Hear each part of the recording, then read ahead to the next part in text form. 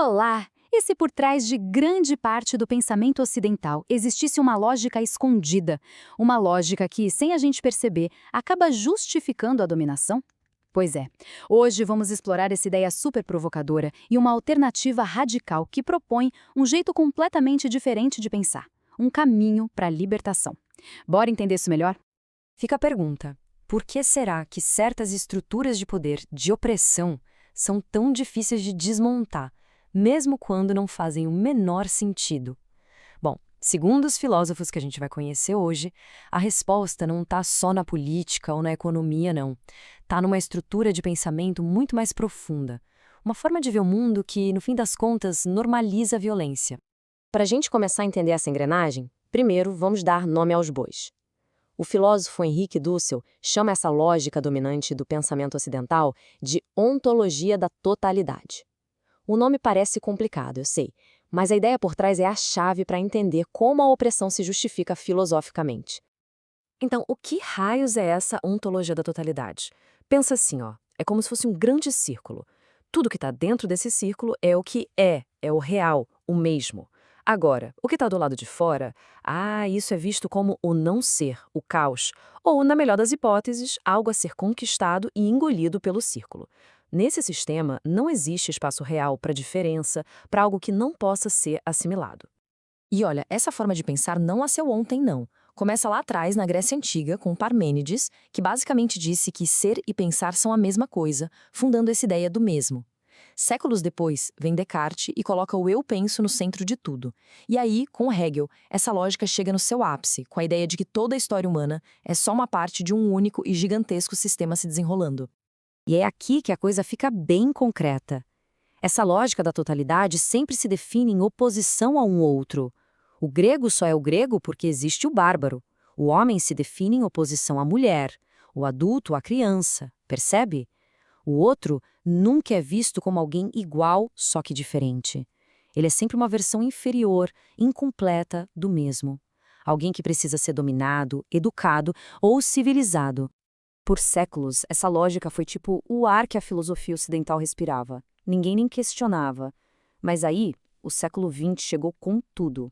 As grandes catástrofes daquele tempo forçaram uma ruptura, e um pensador em especial começou a sentir o cheiro de queimado, identificando essa lógica totalizante como a verdadeira raiz da violência.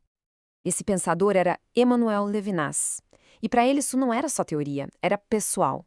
Tendo sobrevivido aos campos de concentração, ele viu na pele aonde a lógica da totalidade podia levar. Para Levinas, os projetos totalitários de Hitler e de Stalin eram a consequência final e terrível de uma filosofia que tenta, a todo custo, eliminar a diferença e negar a humanidade do outro. Mas e aqui tem um mais, bem grande. A crítica do próprio Levinas tinha um ponto cego. Um ponto cego bem europeu. Foi o filósofo argentino Henrique Dussel que chamou a atenção para isso. Ele disse, olha, Levinas, para nós da América Latina, da África, da Ásia, essa lógica de dominação não é só do século XX, não. É a nossa realidade há 500 anos. E a confissão do Levinas é chocante, né? Mostra o quão funda essa lógica está enraizada. É a partir dessa provocação que Levinas faz uma virada de 180 graus na filosofia. Ele argumenta que o ponto de partida não pode ser o eu, nem o ser. O começo de tudo tem que ser um encontro. Um encontro fundamental, ético, o encontro com o outro. E essa alternativa tem nome: metafísica da alteridade. A ideia aqui é parar de tentar encaixar o mundo num sistema único. Em vez disso, a filosofia deveria começar pela experiência de encontrar o outro como alguém radicalmente diferente. Alguém que eu nunca vou conseguir compreender por completo ou absorver para o meu mundo. E aqui está o pulo do gato. A lógica da totalidade é visual. Ver o mundo significa manter distância, transformar tudo em objeto, colocar em caixinhas que a gente já conhece. Agora, a alteridade, ela é auditiva. Ouvir é outra história. Ouvir é receber, é ser questionado por uma voz que vem de fora do meu mundo e que abala as minhas certezas. É exatamente por isso que a ideia de rosto é tão importante para Levinas. E atenção, não é sobre a aparência física, o nariz, a boca. O rosto aqui é a pura presença do outro. Não é um objeto para ser analisado. O rosto fala. Ele faz um apelo. Ele me dá uma ordem, antes mesmo que eu possa escolher qualquer coisa. E o que esse rosto diz? O rosto do outro, na sua fragilidade, me chama. Ele questiona a minha liberdade de fazer o que eu bem entender. Ele coloca o meu poder em xeque. Ele me mostra que eu tenho uma responsabilidade infinita por aquela pessoa. É daí que vem o mandamento ético mais fundamental de todos: não matarás. Não de uma lei escrita, mas do próprio rosto do outro na minha frente. É nesse ponto que a nossa história volta para o Henrique Dussel. Ele pega essas ideias do Levinas, que poderiam soar meio abstratas, e as aterrissa na realidade dura e concreta da dominação na América Latina. Ele transforma a metafísica numa filosofia da libertação. O que Dussel nos mostra é que essa relação com o outro não é só um papo-cabeça entre duas pessoas num café. Ela acontece de verdade nas grandes estruturas de poder, na relação entre homem e mulher, entre o professor e aluno, e, claro, de forma brutal, entre o colonizador e o colonizado. A libertação, para ser real, tem que acontecer em todos esses níveis. Então, ele desenha um mapa para essa libertação, em 3 frentes. A libertação erótica, que é sobre respeitar a alteridade da mulher.